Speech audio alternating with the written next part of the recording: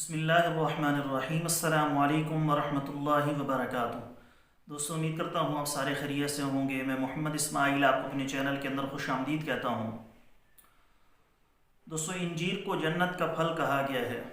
قرآن پاک کے اندر انجیر کی قسم کھائی گئی، جیسا کہ اللہ رب العزت کی ذات ارشاد فرما رہے ہیں، اعوذ باللہ من الشیطان الرجیم، بسم اللہ الرحمن الرحیم، والتین والزیتون وطور سینین۔ قسم ہے انجیر کی۔ اللہ رب العزت کی ذات نے انجیر کے اندر بڑے فوائد اور منافع چھپا کر رکھے ہیں۔ ویسے بھی جنتی پھل اس کو کہا گیا ہے، تو اس کے اندر بڑے منافع اور فوائد ہیں۔ آج کی اس ویڈیو کے اندر میں انشاءاللہ تعالی انجیر کے کچھ منافع اور فوائد آپ دوستوں کے سامنے ذکر کروں گا۔ بہت ساری بیماریوں کے اندر اس کو استعمال کیا جاتا ہے۔ اب کس طریقے سے استعمال کرنا ہے، کس بیماری کے لیے کیسے استعمال کرنا ہے، تو اس کے لیے آپ کو مکمل ویڈیو دیکھنی پڑے گی۔ انشاءاللہ تعالی اس ویڈیو سے آپ کو بہت فائدہ ہوگا، تو ویڈیو کو مکمل شروع سے لے کر آخر تک دیکھیے گا۔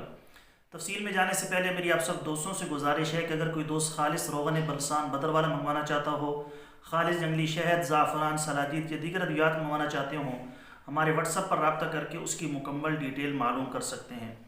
تو چلیں دوستوں، انجیر کے کیا فوائد ہیں اور بیماریوں کے لیے کیسے اس کو استعمال کرنا ہے، تفصیل کے ساتھ اس کو سن لیتے ہیں۔ غذا بھی دوا بھی۔ انجیر کو جنت کا پھل کہا جاتا ہے، جو غذا اور دوا دونوں صورتوں میں استعمال کیا جاتا ہے۔ بنیادی طور پر مشرق وسطیٰ اور ایشیائی کوچک کی پیداوار ہے، لیکن عام خیال یہ ہے کہ عرب سے آنے والے مسلمان اطباء یا ایشیائی کوچک سے منگول اور مغل سے ہند و پاک لائے تھے۔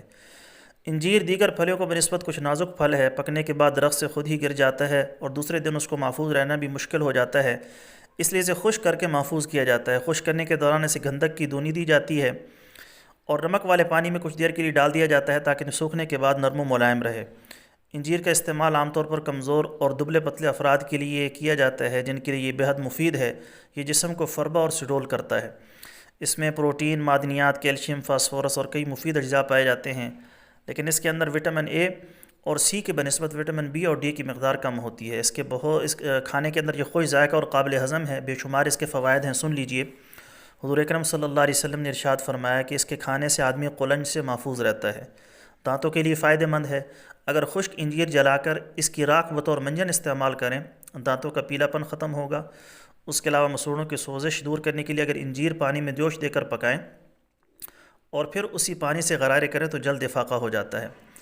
دماغی کمزوری کی شکایت ہو تو ناشتے سے پہلے 3-4 انجیریں کھائیں، اس کے بعد 7 دانے بادام، 1 اخروٹ اور 1 چھوٹی الائچی پیس کر پانی میں چینی ملا کر پی لیں، حافظہ اور یادداشت بہتر ہو جائے گی۔ اگر انجیر دودھ کے ساتھ استعمال کریں تو چہرے کی رنگت نکھر آتی ہے۔